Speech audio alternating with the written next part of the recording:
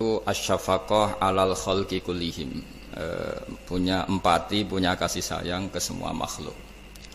Bahwa takdir kita ada perbedaan itu ya wajar, tapi bahwa definisi itu nyata.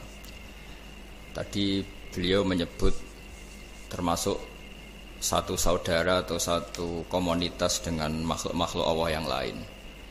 Pernah suatu saat Nabi memuji ada seorang nakal itu, diterima tobatnya Allah karena di jalan ketemu anjing, kemudian ngasih minum anjing itu dan Allah mengampuni.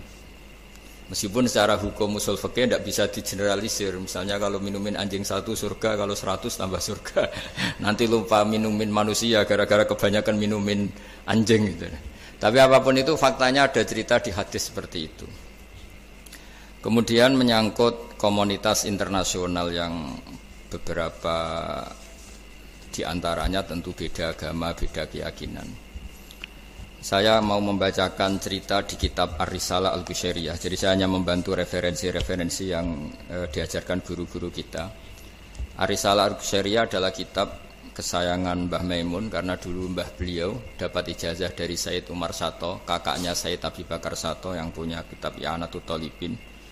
Dan kitab itu dibawa ke Indonesia sampai ke saya sebagai murid beliau. Di antara yang disebut dalam Ar-Risalah Al-Qushairiyah ini Thariqatu Ahlil Ilm, kitab Ar-Risalah Al-Qushairiyah itu. Saya baca nasnya atau ibaratnya atau teksnya. Sami'tu ba'dal ulama yaqulu istadhafa majusiyun Ibrahim al-Khalil alaihi salam faqala bisyarti an tuslima. Famarral majusiyu fa'awhallahu ta'ala ilaihi mundu khamsina sanatan nut'imuhu ala kufri falau nawaltahu lukmatan min ghairi antutalibahu bitahyiri dini. Famado Ibrahim alaihi salam ala athari hatta adrakahu wa atadhara ilaihi fasalahu anis sabab fadzakara lahu dzalik fa aslamal majusiyu. Jadi suatu saat Nabi Ibrahim itu kan terkenal Abu Duyuf, orang yang mesti menservis tamu-tamu itu. Kita tahu dulu itu tidak ada warung, tidak ada hotel, tidak ada, ya pokoknya tidak ada mall. Sehingga kalau orang pergi itu kelaparan betul itu. Mbok orang kaya pun kelaparan karena melewati padang pasir itu. Kalau sekarang kan orang mau sowan kiai makan dulu. Karena takutnya di rumah kiai kan makan sungkan, jadi makan dulu nanti di kiainya tinggal pura-pura makan. Kalau dulu memang makan nih tamu itu wajib betul, kalau tidak ya kelaparan betul tamu itu. Sehingga cerita suatu saat di antara tamu itu berakidah, berfaham majusi. Atau beragama majusi lah gampangannya itu. Terus Nabi Ibrahim enggak mau, saya mau ngasih makan syaratnya Anda harus Islam gitu. Akhirnya orang ini putus asa kemudian meninggalkan Nabi Ibrahim. Saat orang itu meninggalkan Nabi Ibrahim, Allah memberi wahyu ke Nabi Ibrahim. Orang itu umurnya 50 tahun dan dia hidup karena tak kasih makan. Terus kata Allah, mundu khamsina sanatan nut'imuhu ala kufri. Saya yang Tuhan saja ngasih makan dia 50 tahun tanpa syarat dia harus Islam. Kamu baru dimintai makan sehari mensyaratkan Islam. Walhasil terus Nabi Ibrahim ngejar orang Majusi itu, terus monggo-monggo makan di rumah saya. Singkat cerita terus orang Majusi itu tanya, kenapa Anda berubah pikiran? Terus Nabi Ibrahim cerita bahwa beliau ditegur Allah kemudian harus melakukan itu. Jadi cerita-cerita seperti itu banyak. Dulu kita dengar para kiai sering cerita ketika seorang Yahudi rumahnya diusir Amr bin As untuk pembangunan masjid. Ketika lapor ke Sayyidina Umar, masjid itu yang mengambil tanahnya orang Yahudi harus dikembalikan ke orang Yahudi. Dulu guru-guru kita juga sering cerita Sayyidina Ali itu pedangnya dicuri sama orang Yahudi. Ketika ketemu di pasar atau di jalan, kemudian Sayyidina Ali yakin itu pedangnya, dilaporkan ke Qadhi Syurah. Setelah itu Sayyidina Ali diminta, buktinya apa? Saksinya siapa kalau itu pedang Anda? Saksinya Hasan dan Husain. Tapi kata hakim, Sayyid Hasan Husain itu keluarga Anda, tidak sah jadi saksi. Zaman itu Sayyidina Ali masih berargumentasi, waqad qala Rasulullah sallallahu alaihi wasallam Hasanun wa Husainun sayyida syababi ahlil jannah. Tapi kata Imam Surah, tetap standar saksi itu tidak boleh dari keluarga. Singkat cerita, qadhinya itu pakai standar hukum usul fikih, al-qaulu qaulu sahibil yad.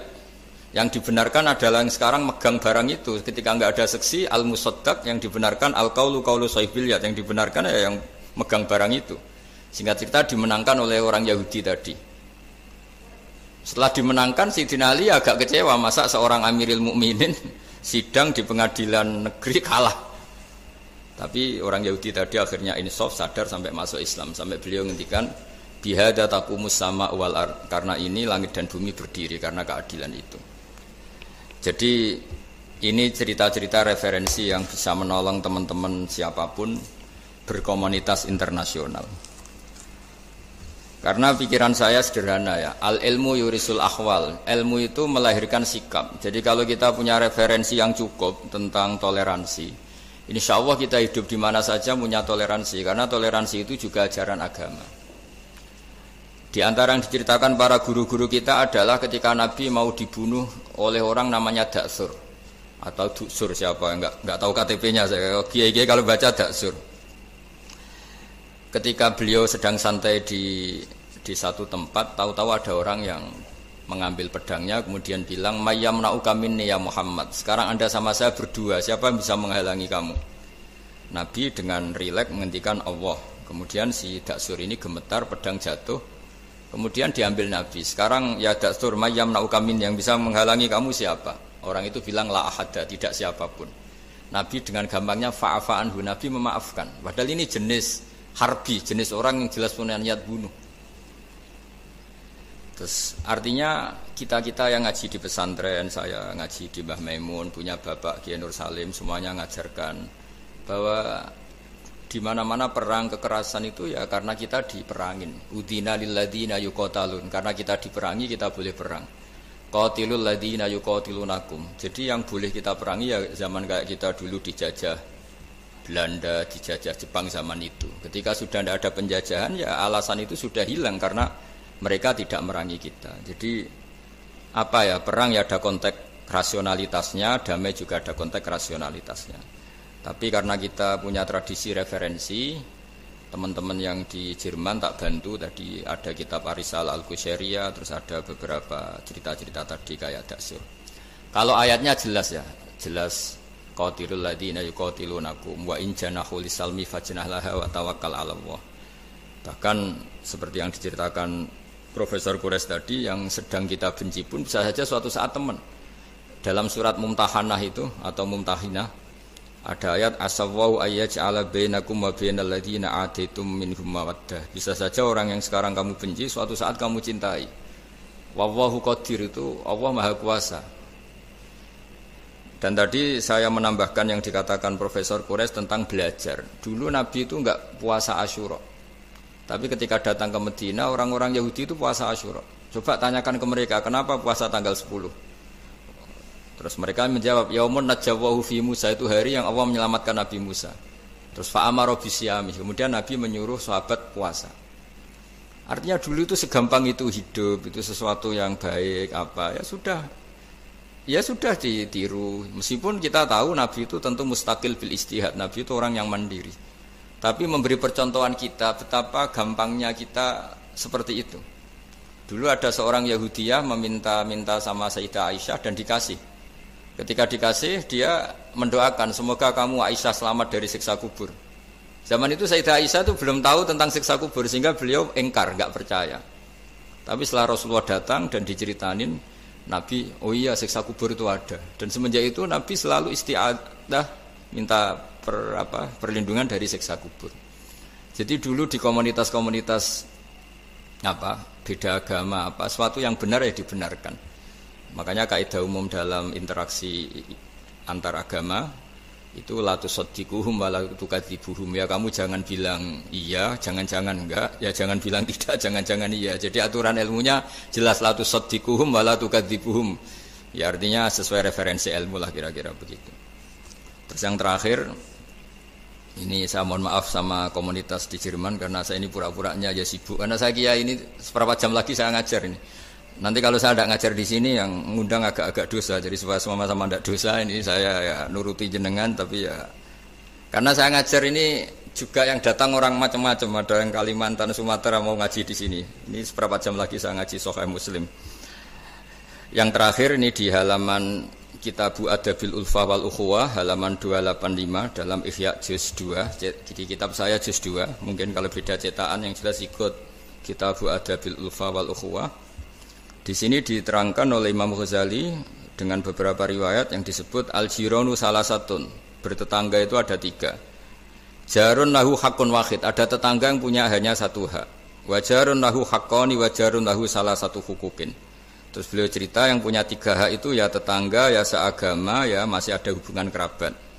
Yang punya 2 hak ya tetangga, ya seagama. Terus wa amal ladzi lahu hakun wahid fal jarul musyrik. Yang punya hak 1 itu tetangga yang beda agama. Jadi intinya tetap dikasih hak meskipun beda agama. Sampai diantaranya disebutkan juga di halaman 287. Imam Ghazali ngendikan, beliau berfatwa dan beliau bercerita, rawahu Umar bin Syu'aib an Nabi an Jaddih anin Nabi. Terus qala Mujahid kuntu inda Abdullah bin Umar wa ghulamun lahu yaslahu syatan faqala ya ghulam idza salakhta fabda bijarinal Yahudi. Abdullah bin Umar itu sedang memasak kambing, atau itu pembantunya ini sedang nguliti kambing. Itu pesannya Abdullah bin Umar, ya ghulam idza salakhta fabda bijarinal Yahudi. Nanti jangan lupa tetangga kita yang Yahudi. Ini di Ihya halaman 287. Hanya cerita kebaikan. Jadi cerita-cerita perang itu ya karena kita diperangin, tapi ya kalau kita dibaikin ya baik, itu ajaran Islam. Hatta qala dzalika miraron. Faqala lahu lima taqulu hadza. Ini pembantunya juga enggak langsung menerima. Kenapa saking enggak mau nerimanya diulang-ulang lagi oleh Abdullah bin Umar.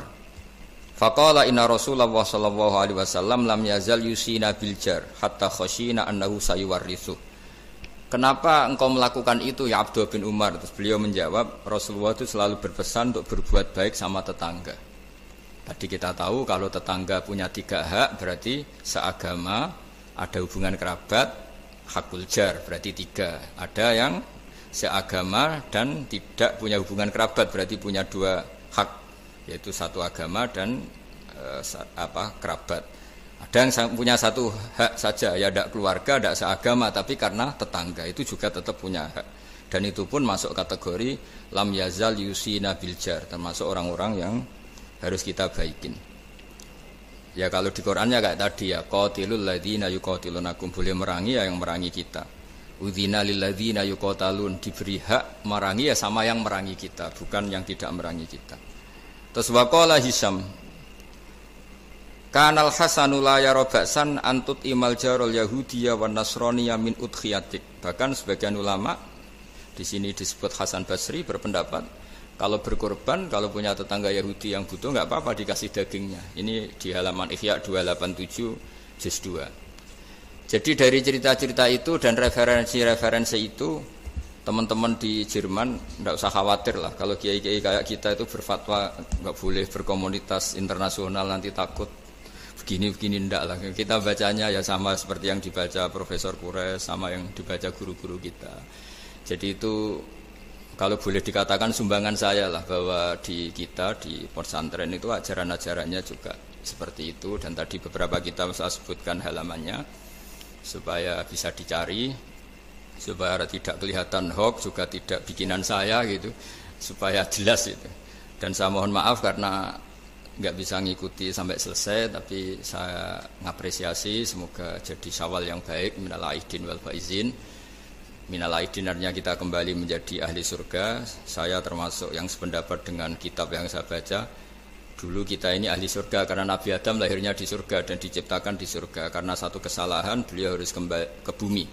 Dan setelah puasa itu selesai dan diterima, kita kembali ke ahli surga lagi, maksud minal aidin, kita kembali lagi berstatus sebagai ahli surga. Dan itu dimulai dari saling memaafkan, karena yang menghalangi masuk surga itu hak adami. Manusia itu kan paling kikir untuk memaafkan orang lain, padahal kalau hak adami belum selesai itu Allah tidak mau memaafkan. Makanya syaratnya masuk surga harus kita saling memaafkan.